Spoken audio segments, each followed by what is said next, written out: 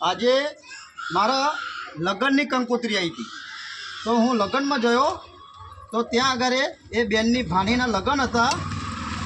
તો એ ભાણીના મામા એક બોલેરો ભરી અને મોમેરો લઈને આવ્યા, બરાબર। તો મને એવો વિચાર આવ્યો કે તમે તમારી ભાણીનું મોમેરું કરો હો તો વાહન આખા બોલેરો ભરીને લાવવાની શી જરૂર હોય?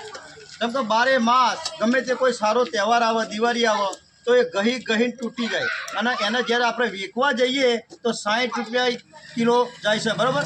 એ કરતાં હું તમને એવું કહેવા માગું છું કે જે તમે બોલેરો ભરી અને તમારી ભાણી માટે મોમેરો લઈને જાઓ એ વાહન બંધ કરો અને વાહનના જે કંઈ પૈસા થાય, લાખ કે 2 લાખ કે 1.5 લાખ, તમારી ક્ષમતા પ્રમાણે એ ભાણીના નામે બેંકમાં એના ખાતામાં મૂકો, જેથી કોઈ સારો પ્રસંગ હોય, સુખ દુઃખમાં એ પૈસા તમારા એની કામમાં આવે।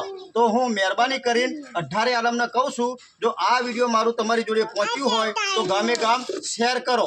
રાજુ ભુવાજી, સૈદપુર ગોપાલપુર, એવું રૂડું મારા બરિયાદેવનું ધામ।